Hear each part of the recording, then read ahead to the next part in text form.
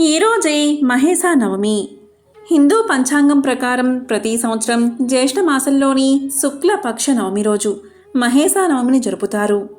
పైగా ఈ సంవత్సరం మంగళవారంతో కలిసి వచ్చింది.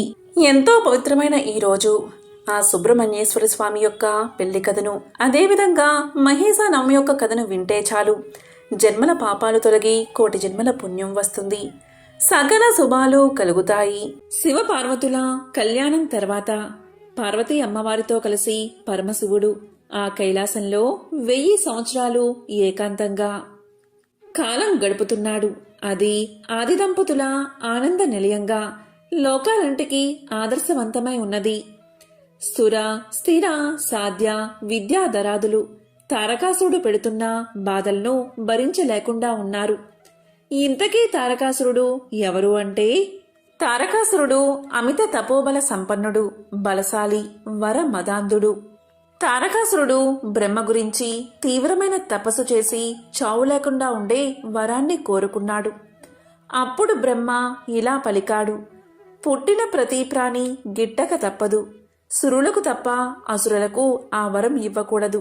కాబట్టి మరేదైనా వరం కోరుకోమన్నాడు బ్రహ్మ. సరే అన్నాడు తారకుడు. శివుడికి పుట్టిన సంతానం, అందులోనూ 7 ఏళ్ల బాలుడి చేతిలో తప్ప మరెవరి చేతిలోనూ మరణించినటువంటి వరాన్ని కోరుకున్నాడు తారకుడు. ఎందుకంటే శివుడి భార్య సతీదేవి పిలవని పేరంటానికి వెళ్లి తన పుట్టినింట భర్తకు జరిగిన అవమానాన్ని తట్టుకోలేక యోగాగ్నిలో దహించుకుపోవడంతో శివుడు సతీ వియోగ దుఃఖంతో విరక్తుడై ఉన్నాడు. అటువంటి సమయంలో శివుడికి పుత్రుడు పుట్టడం అసంభవం కాబట్టి తన మరణం కూడా అసంభవమే అన్న ధీమాతో ఆ విధమైన వరం కోరుకున్నాడన్నమాట. సరే అన్నాడు బ్రహ్మ. అసురజన్మ కావడంతో పుట్టుకతోనే సంక్రమించిన బలానికి ఈ వరబలం తోడు కావడంతో తనను ఎవరూ జయించలేరన్న ధీమాతో తారకాసుడి ఆగడాలు తట్టుకోలేని విధంగా తయారయ్యాయి. వాడికి మిత్రుడైన సూరపద్ముడు కూడా జతయ్యాడు. ఇద్దరూ కలిసి దేవతలను, మానవులను, ముళ్లను, సాధు ప్రాణులందరినీ నానా హింసలకు గురిచేయసాగారు. దాంతో అందరూ కలిసి బ్రహ్మదేవుడి దగ్గరకు వెళ్లారు. తమను ఆ దుష్టుడి నుంచి కాపాడమని వేడుకున్నారు. ఆ రాక్షసుడి నొసట రాతరాసిన విధాతకు తెలియదా వాడినెలా సంహరించాలో? దేవతలకు బ్రహ్మ ఒక ఉపాయం చెప్పాడు. శివుడికి పుట్టబోయే కుమారుడు తప్ప వీడిని మరెవరూ సంహరించలేరు. కాబట్టి మనమందరం కలిసి శివుణ్ణి వైరాగ్యం నుంచి సంసార జీవనం వైపు మళ్లించాలని చెప్పాడు బ్రహ్మ. అప్పుడే మన పని సులువవుతుంది అన్నాడు. అందుకు సమర్థులెవరు అని వెతగ్గా మన్మధుడు ముందుకొచ్చాడు. మన్మధుడి భార్య రతీదేవి ముందు భర్తను వారించినప్పటికీ లోక కళ్యాణం కోసం సరే అని ఒప్పుకుంది. సతీదేవి పర్వతరాజైన హిమవంతుడికి పుత్రికగా పుట్టింది. పర్వతరాజు పుత్రిక కాబట్టి పార్వతి అయిందామే. ఆమెకు చిన్నప్పటినుంచి శివుడంటే వల్ల మాలిన భక్తి. ఆ భక్తి కాస్త ఆయన్ని పరిణయం చేసుకోవాలి అనేంతటి అనురక్తిగా మారింది. సాక్షాత్తు పరమశివుని పతిగా పొందాలంటే మాటలా మరి. అందుకే తపస్సు చేయడం మొదలుపెట్టింది పార్వతీదేవి. మన్మధుడి పని కాస్త సులువు చేసినట్లయింది.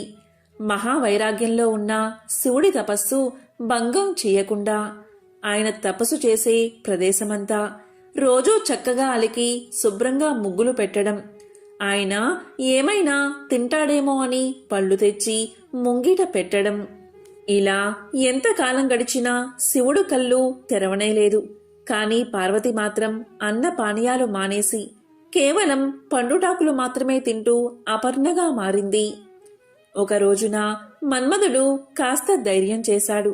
తన చిలికాడైన వసంతుణ్ణి తోడు చేసుకుని పూల బాణాలతో శివుణ్ణి తపస్సు నుంచి మళ్లించి ఆయన కోపాగ్ని కీలల్లో బూడిదయ్యాడు.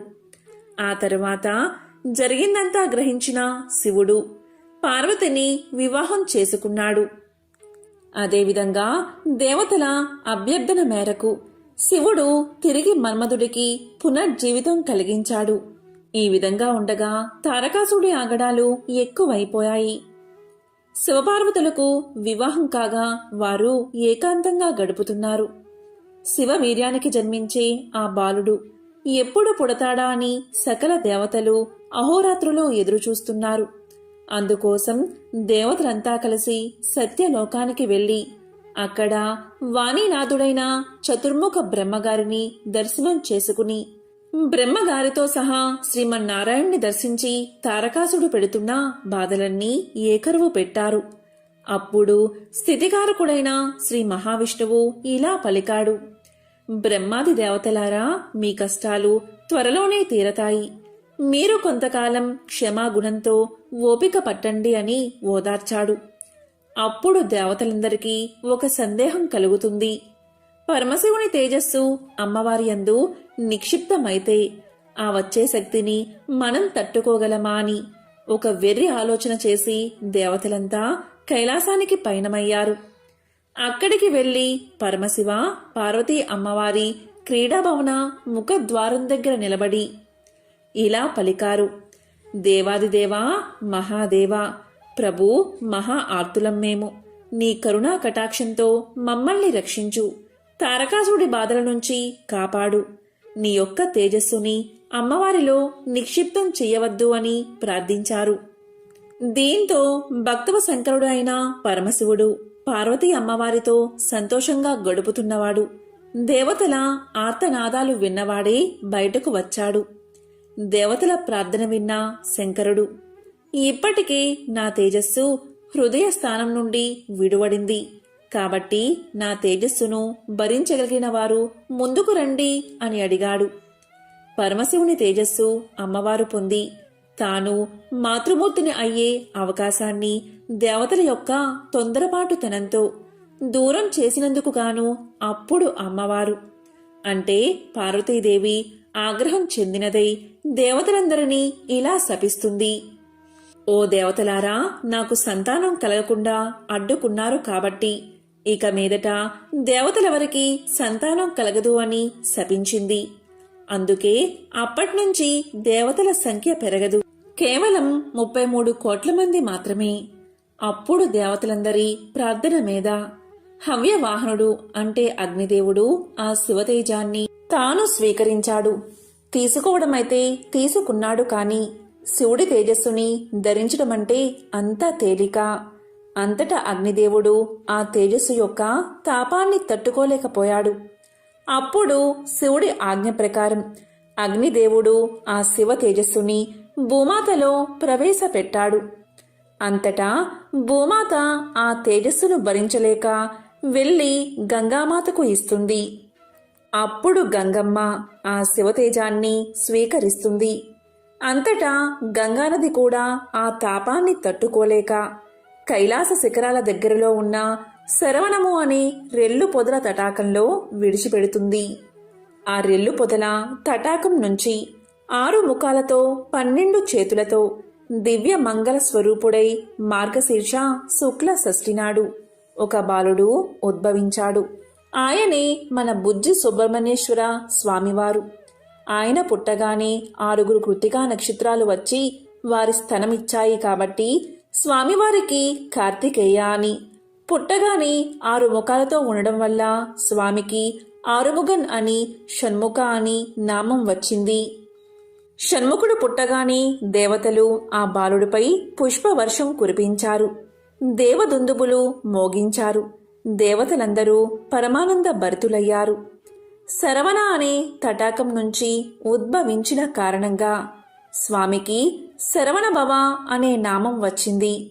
ఇంతలో గంగమ్మ కూడా వచ్చి కొంతసేపు నేను కూడా శివతేజాన్ని భరించాను కాబట్టి నాకు కూడా కుమారుడే అని చెప్పింది. అప్పట్నుంచి స్వామికి గాంగేయ అనే నామం వచ్చింది. అలాగే అగ్నిదేవుడు కూడా చెప్పడంతో వహ్ని గర్భ, అగ్ని సంభవ అనే నామాలు కూడా వచ్చాయి. దేవతలను రక్షించడం కోసం శివుడి నుండి స్కలనమై వచ్చాడు కాబట్టి స్వామికి స్కంద అనే నామం వచ్చింది. అలాగే క్రౌంచ పర్వతాన్ని భేదించడం వల్ల క్రౌంచధారణుడు అని పిలువబడ్డాడు. తమిళనాట స్వామివారిని మురుగన్, కంద, వెట్రివేల్, వేలాయుధన్, షణ్ముగన్, ఆరుముగన్, శక్తివేల్, పళని ఆండవన్ అనే నామాలతో కొలుచుకున్న వాళ్ళ యొక్క ఇష్టదైవంగా చేసుకున్నారు. సుబ్రహ్మణ్య అంటే బ్రహ్మజ్ఞాని అని పిలువబడ్డాడు. దేవతల కోరిక మేరకు పార్వతీ పరమేశ్వరులు సుబ్రహ్మణ్యుణ్ణి దేవతల సర్వ సైన్యాధ్యక్షునిగా నియమిస్తారు. అనంతరం పరమేశ్వరుడు శూలం తదితర ఆయుధాలను అనుగ్రహించగా ఆ జగన్మాత పార్వతి కుమారుణ్ణి దీవించి శక్తి అనే ఆయుధాన్ని ఇస్తుంది. ఆ తరువాత తారకాసురుడిపై యుద్ధానికి పంపుతారు. కార్యోన్ముఖుడైన సుబ్రహ్మణ్యుడు నెమలి వాహనమెక్కి 6 ముఖాలు 12 చేతులతో ఉగ్ర రూపం దాల్చి 6 చేతులతో ధనస్సులను మరో 6 చేతులతో బాణాలు ధరించి రాక్షస సేనను ఒకేసారి సంహరించాలని తలచి సర్పరూపం దాల్చి రాక్షసులను ఉక్కిరి బిక్కిరి చేసి భీకర యుద్ధంలో తారకాసురుణ్ణి సంహరిస్తాడు. ఈ విధంగా కుమారస్వామి తారకాసురుణ్ణి సంహరిస్తాడు. తారకాసుడి సోదరుడు శూరపద్ముడిపై కుమారస్వామి దండెత్తి 6 రోజుల పాటు యుద్ధాన్ని చేస్తాడు. ఈ యుద్ధంలో 6వ రోజు శూరపద్ముడు పక్షి రూపాన్ని ధరించి తలపడతాడు. అప్పుడు స్కందుడు శూలాయుధం ప్రయోగించి ఆ పక్షిని 2గా ఖండించగా ఒకటి నెమలిగా 2వది కోడి పుంజుగా మారి స్వామిని శరణు వేడుకుంటాయి. దాంతో స్వామి కరుణించి నెమలిని వాహనంగా కోడిని ధ్వజంగా చేసుకున్నారు. శ్రీవల్లి దేవసేన అమ్మవార్లు సుబ్రహ్మణ్యుడి భార్యలు. స్వామికి వారితో వివాహం ఎలా జరిగింది అనేది ఇప్పుడు తెలుసుకుందాం. సుబ్రహ్మణ్యేశ్వర స్వామివారి వివాహం ముందుగా దేవసేన అమ్మవారితో జరిగింది. దేవసేన అరిష్టనేమి అని పిలువబడే ఒక ప్రజాపతి యొక్క కుమార్తె. ఈమెకు దైత్యసేన అనే ఒక చెల్లెలు ఉండేది. దేవసేన అందరినీ ఆకర్షించే అద్భుతమైన అందం ఆమె సొంతం. ఒక రోజున దేవసేన తన చెల్లెలు అయిన దైత్యసేనతో ఆడుకుంటూ ఉంది.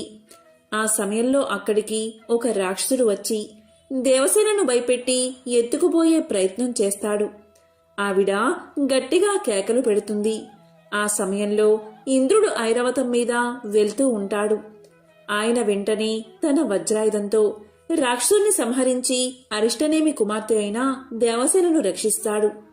వెంటనే ఇంద్రుడు అరిష్టనేమితో ఇలా పలుకుతాడు: ఈ దేవసేనను నేను నా కుమార్తెగా చేసుకోవాలి అనుకుంటున్నాను. మీరు దైత్యసేనను మీరే పెంచుకోండి. దయచేసి నా ప్రార్థన మన్నించండి అని అడుగుతాడు. ఇక ప్రజాపతి అయిన అరిష్టనేమి అంగీకారంతో దేవసేనను తీసుకెళ్లి పెంచడం మొదలు పెడతాడు ఇంద్రుడు. ఆ పిల్ల పెరిగి పెద్దదవుతూ ఉంటే ఇంద్రుడికి ఒక ఆలోచన వస్తుంది. ఈ దేవసేనను దక్కించుకోగలిగినవాడు, పరాక్రమంతో పాటు కారుణ్యం అపారంగా కలిగినవాడే ఉండాలి. అటువంటి వాడికే నా కూతుర్నిచ్చి వివాహం చేస్తాను అనుకున్నాడు. ఆ సమయంలోనే ఒక ఆశ్చర్యకరమైన సంఘటన జరిగింది. తారకాసుడి సంహారం తర్వాత తారకాసుడి తమ్ముడైన శూరపద్ముణ్ణి ఆ కుమారస్వామి వధిస్తాడు. తన కుమార్తెకు అలాంటి వాడినే ఇచ్చి వివాహం చెయ్యాలి అనుకుంటాడు ఇంద్రుడు. సుబ్రహ్మణ్యుడి పరాక్రమాలు చూసిన ఇంద్రుడు అతని తల్లిదండ్రులైన శివపార్వతుల గురించి తెలిసిన వాడే కావడంతో తన కూతురైన దేవసేనను సుబ్రహ్మణ్యుడికిచ్చే వివాహం చెయ్యాలి అని నిశ్చయించుకుంటాడు. వెంటనే ఇంద్రుడు సుబ్రహ్మణ్యుడి దగ్గరకు వెళ్ళి వివాహ విషయంపై అతని అభిప్రాయాన్ని అడిగి అదేవిధంగా అతని తల్లిదండ్రుల నుంచి శివపార్వతుల నుంచి అంగీకారం తీసుకుని తన పెంపుడు కూతురైన దేవసేనను సుబ్రహ్మణ్యుడికిచ్చి వివాహం జరిపిస్తాడు. స్వర్గాధిపతి అయిన ఇంద్రుడు తన కూతురైన దేవసేనను సుబ్రహ్మణ్యేశ్వర స్వామికిచ్చి వివాహం చేసేటప్పుడు అల్లుడికి ఐరావతాన్ని బహుమతిగా ఇచ్చాడట. ఐరావతం ఇంద్రలోకం నుంచి ఎప్పుడైతే వెళ్ళిందో అప్పట్నుంచి ఇంద్రుడి సంపద కరిగిపోసాగిందట. ఇది గమనించిన సుబ్రహ్మణ్యుడు ఇంద్రుడికి తిరిగి ఐరావతాన్ని ఇవ్వబోతాడు. కాని ఇంద్రుడు బహుమతిని వెనక్కి తీసుకోవడానికి నిరాకరించాడట. ఐరావతాన్ని ఇంద్రలోకం వైపు తిరిగి ఉండేలా మార్గాన్ని కోరతాడు ఇంద్రుడు. దానితో ఇంద్రలోకం తిరిగి కలకల్లాడిందని పురాణాలు చెబుతున్నాయి. ఈ విధంగా దేవసేన అమ్మవారి సుబ్రహ్మణ్యేశ్వరుల వారి వివాహం అంగరంగ వైభవంగా జరిగింది. ఇక వల్లీదేవి స్వామివార్ల వివాహం ఎలా జరిగిందో ఇప్పుడు తెలుసుకుందాం. పురాణాలలో కుమారస్వామి శ్రీ వల్లీల వివాహం ఎంతో విచిత్రమైనది. దీని వృత్తాంతం తప్పకుండా తెలుసుకోవాలి. కుమారస్వామి స్వర్గంలో విహరిస్తూ దేవసేనతో కలిసి సుఖాలు అనుభవిస్తున్నాడు. ఆ సమయంలో నారదుడు అక్కడికి వచ్చాడు. మహర్షిని సగౌరవంగా ఆహ్వానించి సత్కరించాడు కుమారస్వామి. కుశల ప్రశ్నలు అయిన తర్వాత, స్వామి, ముల్లోకాల్లోని జనులు సుఖంగా ఉన్నారా? దుర్మార్గులు, దుష్టులు, అధర్మపరులు విజృంభించడం లేదు కదా? త్రిలోక సంచారులు, తమకు తెలియని విషయాలు ఉండవు, దయచేసి సెలవియ్యండి అన్నాడు కుమారస్వామి. దానికి నారదుడు ఇలా పలికాడు: కుమారా, నువ్వు సేనానిగా ఉన్నప్పుడు అధర్మపరులు, దుర్మార్గులు ఎక్కడ ఉంటారు? లోకాలన్నీ సుఖశాంతులతో హాయిగా ఉన్నాయి. అయినా ఒక్క విషయం, ఇక్కడికి కొంత దూరాన పులింద దేశమున్నది. దాన్ని బిల్లరాజు పులిందుడు పరిపాలిస్తున్నాడు. అతను గొప్ప శివభక్తుడు, ధర్మపరుడు. అతనికి పిల్లలు లేరు. ఒకనాడు అతను తన భార్యతో కలిసి వేటకు వెళ్ళాడు. ఆ అడవిలో ఒక నదీ సమీపాన ఒక పసిపాప కనిపించింది. ఆ నదీ తీరంలో శివుడు అనే ఒక మహర్షి తపస్సు చేసుకుంటున్నాడు. ఒక రోజున ఆయన ధ్యానంలోంచి కనులు తెరిచేసరికి 2 జింకలు గాఢానురాగంతో మైథున క్రియలో ఉన్నాయి. వాటిని చూసిన మరుక్షణమే మహర్షి మనసు చలించి రేపతనమైనది. అతని వీర్యం గడ్డి మీద పడింది. ఆ గడ్డిని ఆడజింక తిన్నది. ఆ ప్రభావం చేత జింక ఒక పాపను ప్రసవించి అరణ్యంలోకి వెళ్లిపోయింది. బిల్ల రాజదంపతులకు ఆ పసిపాప ఒంటరిగా కనిపించింది. శివుడి వరప్రసాదంగా భావించి ఆ బాలికను తెచ్చి పెంచుకున్నాడు బిల్లరాజు పులిందుడు. ఆ బాలికకు శ్రీవల్లి అని నామకరణం చేశాడు. ఆమె అందాల రాశి, అపరంజి బొమ్మ. ఆమె నీకు తగిన జోడు అన్నాడు నారదుడు. ఆ మాటలు వినగానే కుమారస్వామి మనసు వికలమైనది. శ్రీవల్లి ఎంత అందగత్తె కాకపోతే నారదముని ఆమె గురించి చెబుతాడు. ఆమెను చూడాలి. ఆమెను వివాహం చేసుకోవడానికి తల్లిదండ్రులైన శివపార్వతులు, దేవసేన ఒప్పుకుంటారా అని పరిపరి విధాలా ఆలోచిస్తున్నాడు. నారదుడు పులింద దేశం చేరాడు. నారదుడికి బిల్లరాజు ఎదురు వచ్చాడు. మంచి మంచి పువ్వులు, తేనె, పళ్ళు తీసుకువచ్చి నారదుడికి పెట్టాడు. నారదుడు బిల్లరాజుతో, నీకొక శుభవార్త చెప్తాను. మిమ్మల్ని ఉద్ధరించడానికి పరమేశ్వరుడు ఈ పిల్లను నీకు కూతురుగా పంపాడు. ఈ వల్లీదేవిని పెళ్లి చేసుకోబోయేవాడు లోకంలో యవ్వనంలో ఉన్న ప్రతి స్త్రీ ఎవరిని భర్తగా పొందాలి అనుకుంటుందో, ఎవరు జగదంబ అందాలు పోసుకున్నవాడో, ఎవరు పరమ సౌందర్య రాశి అయిన శంకరుడి తేజాన్ని పొందినవాడో, ఎవడు గొప్ప వీరుడో, ఎవడు మహాజ్ఞానియో, ఎవడు దేవసేనాధిపతియో అటువంటి వాడే నీకు అల్లుడు కాబోతున్నాడు. నీ అదృష్టమే అదృష్టమన్నాడు నారదుడు. బిల్లరాజు నారదుడి మాటలు విని చాలా పొంగిపోయాడు. ఆ మాటలు విన్న శ్రీవల్లి కూడా, దేవసేనాని తన్ను వివాహం చేసుకుంటాడా? ఆది దంపతులు తన్ను కోడలుగా చేసుకోవడానికి ఒప్పుకుంటారా? ఇలాంటి ఆలోచనతో కాలం గడుపుతుంది. ఒకరోజు అనుకోకుండా కుమారస్వామి కొత్త ప్రదేశానికి వెళ్తాడు. అది పులిందపురము ఉద్యానవనం. ఆ సమయంలో రాజకుమారి చెల్లుతో కలిసి వనవిహారం చేస్తున్నది. ఆ ముగ్ధ మోహనాకారాన్ని చూశాడు కుమారస్వామి. కుమారస్వామి వనంలోకి ప్రవేశించి వల్లీదేవి వంక చూసి, బహుశా బ్రహ్మ తన సృష్టి శక్తిలోని సౌందర్యానంతా ఒకచోట రాశీభూతం చేసి ప్రాణ ప్రతిష్ఠ చేస్తే ఆమె ఈ వల్లి అయి ఉంటుంది. ఈ పిల్లతో ఒకసారి మాట్లాడాలి అనుకున్నాడు సుబ్రహ్మణ్యుడు. లతాంగి, నన్ను చేపట్టవా అని అడిగాడు. ఆవిడ ఈయన వంక చూసి, అబ్బో, ఇతడు ఎంత అందగాడో అనుకుని, నారదుడు మా ఇంటికి వచ్చినప్పుడు నాకు సుబ్రహ్మణ్యుడితో వివాహం అవుతుందని చెప్పాడు. ఈ పిల్లవాడు అందగాడు కావచ్చు, కాని నా మనస్సునందు పాప పంకిలమైన భావం కలగరాదు. నేను సుబ్రహ్మణ్యుడికి చెందిన దానను. పార్వతీ పరమేశ్వరుల కుమారుడే అయి ఉంటే నా రొట్టె విరిగి నేతిలో పడినట్లే కదా అనుకుని ఇంట్లో పెద్దవాళ్ళు ఉన్నారు, ఏదైనా అడగవలసి వస్తే మా తల్లిదండ్రులను అడగాలి. అయినా కుమారస్వామి నాకు భర్త అవుతాడని నారదుడు చెప్పాడు. అందువల్ల నా మనస్సు ఆయనకే అర్పించబడింది అని సమాధానం చెప్పింది. ఆమె అలా చెప్పగానే మహానుభావుడు సుబ్రహ్మణ్యుడు ఒక్కసారి తన నిజరూపాన్ని చూపించాడు. ఆ తల్లి పొంగిపోయింది. ఇంతలో తండ్రి వచ్చి ఇంటికి తీసుకువెళ్ళిపోయాడు. ఇంటికి వెళ్ళిన తర్వాత ఆ పిల్ల మనసులో కుండి ఏడుస్తుంది. అయ్యో, ఎక్కడి మహానుభావుడు, నేను ఒక్క మాట నోరు తెరిచి చెప్పలేదు అని బాధపడుతూ ఉండగా చెలికత్తె ఇలా పలికింది. ఎందుకమ్మా బెంగ పెట్టుకుంటావు? ఒక ఆకు మీద ఉత్తరం రాసి నాకు ఇవ్వు, నేను పట్టుకు వెళ్ళి ఆయనకు ఇస్తాను అంది. అక్కడ సుబ్రహ్మణ్యుడు పుష్పవాటికయందు ఒక సరోవరం ఒడ్డున కూర్చుని ఉన్నాడు. చెలికెత్తి వెళ్లి పత్రం చూపించింది. ఆయన చదివి వల్లీదేవి దగ్గరకు వెళ్దాము అన్నాడు. అప్పుడు చెలికత్తె అలా వద్దు, నేను పిల్లను తీసుకువస్తాను అని చెప్పి వెళ్లి వల్లీదేవిని తీసుకువచ్చింది. వారిద్దరూ మాట్లాడుకుంటూ కూర్చున్నారు. ఈలోగా తెల్లారిపోయింది. పిల్ల కనబడలేదని అందరూ వెతుకుతూ సరోవరం ఒడ్డు దగ్గరకు రాగా ఇద్దరూ కనబడ్డారు. బిల్ల నాయకుడికి ఆ యువకుడు సుబ్రహ్మణ్యుడు అని తెలియదు. సుబ్రహ్మణ్యుడు కూడా వేటగాని వేషంలో ఉన్నాడు. వెంటనే ఆగ్రహంతో తన పరివారంతో ఆయన మీద బాణాలు ప్రయోగించాడు బిల్ల నాయకుడు.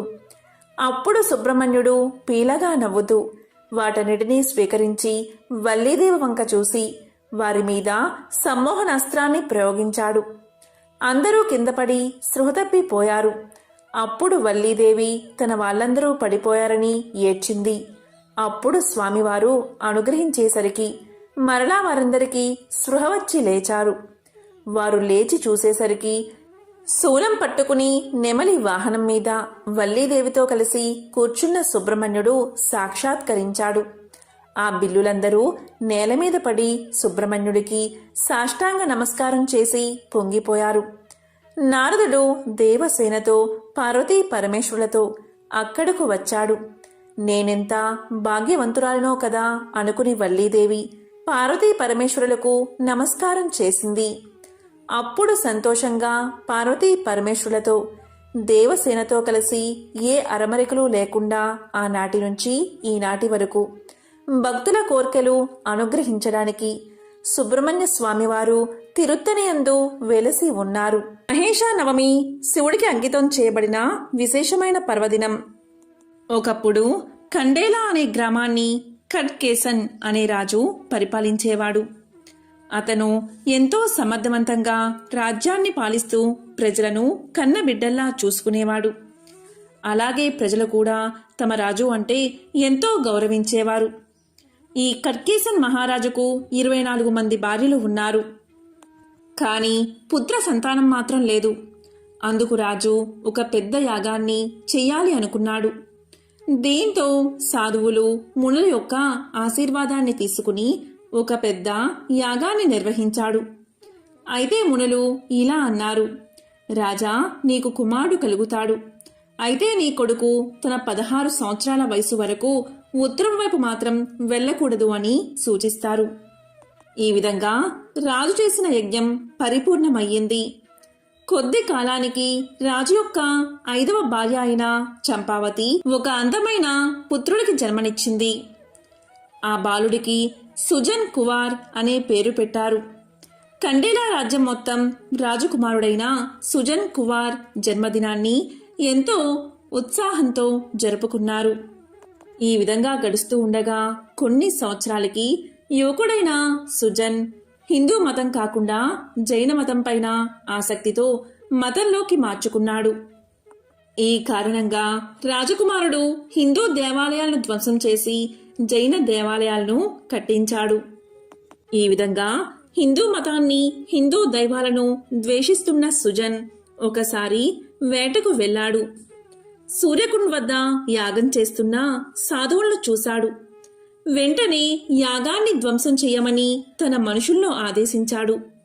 ఈ విధంగా రాకుమారుడు తన 72 మంది రాజపుత్రులతో వేటకు వెళ్ళాడు. రాజకుమారుడు చేసిన ఈ పనికి అంటే యాగాన్ని ధ్వంసం చేయడంపై కోపగించిన మునులు రాజకుమారుణ్ణి అలాగే అతనితో పాటు వచ్చిన 72 మంది రాజపుత్రులను కూడా శిలలుగా మారమని శపించారు. ఈ వార్త మహారాజైన ఖడక్స్కేన్కు తెలిసింది. వెంటనే అతను మరణించాడు. రాజ్యం వారి రాజును కోల్పోయింది.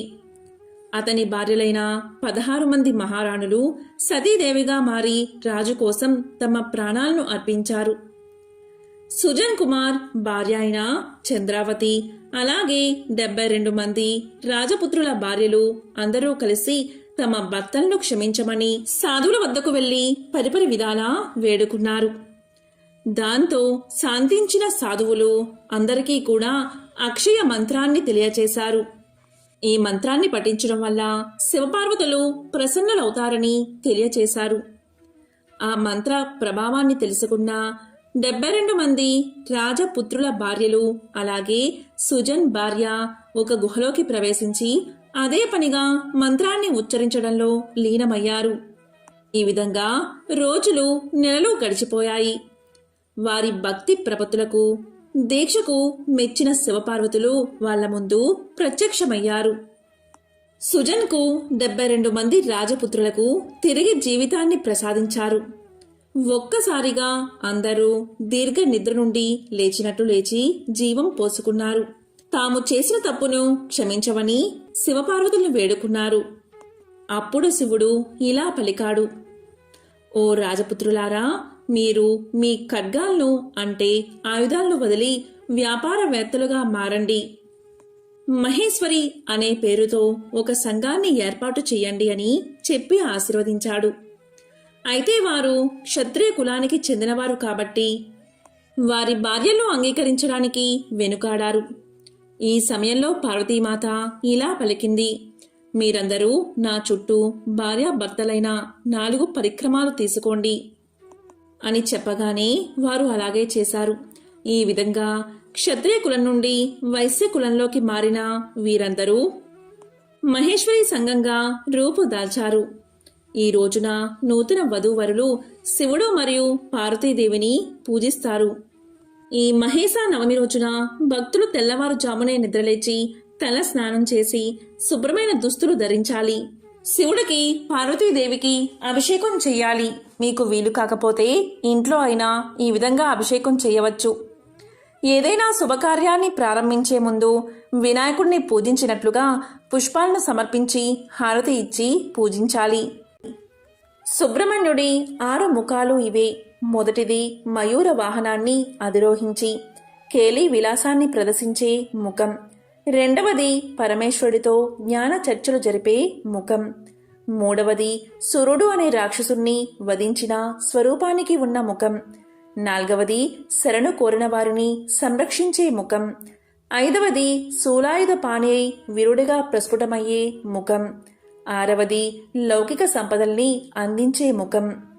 వల్లి దేవసేన సమేతంగా ఉన్న స్వామివారి ఆలయానికి వెళ్లి దర్శనం చేసుకుంటే సంతానానికి సంబంధించిన ఇబ్బందులు తొలగిపోతాయి. ఎవరైతే ఈ షష్ఠి రోజు సుబ్రహ్మణ్యుడి ఆలయానికి వెళ్లి పిండి దీపారాధన చెయ్యండి. చలిమిడి పిండితో అంటే బియ్యపిండి బెల్లం కలిపిన మిశ్రమంతో ప్రమిదలా చేసి దాంట్లో ఆవు నెయ్యి పోసి దీపారాధన చెయ్యండి. వీలైతే మీ ఇంట్లో కూడా దీపాన్ని వెలిగించండి. మీకు వీలైతే బ్రాహ్మణుడికి భోజనం పెట్టండి. స్వయం పాకాన్ని ఇవ్వండి. ఇలా చేస్తే చాలు శ్రీ సుబ్రహ్మణ్యేశ్వర స్వామి యొక్క పరిపూర్ణ అనుగ్రహం మీకు కలిగి రాహు కేతు దోషాలు సర్పదోషాలు తొలగిపోతాయి. వివాహం కాని వారికి వివాహం జరుగుతుంది. సంతానం లేని వారికి త్వరగా సంతానం కలుగుతుంది. ఎంతో పవిత్రమైన విశేషమైన ఈ రోజు ఈ కథలను విన్నా, చదివినా, చెప్పినా, వినిపించినా సకల శుభాలు కలుగుతాయి. జన్మల దోషాలు తొలగి కోటి జన్మల పుణ్యం వస్తుంది. ఓం సుబ్రహ్మణ్యాయ నమః. ఓం స్కందాయ నమః. ఓం శరవణ భవ.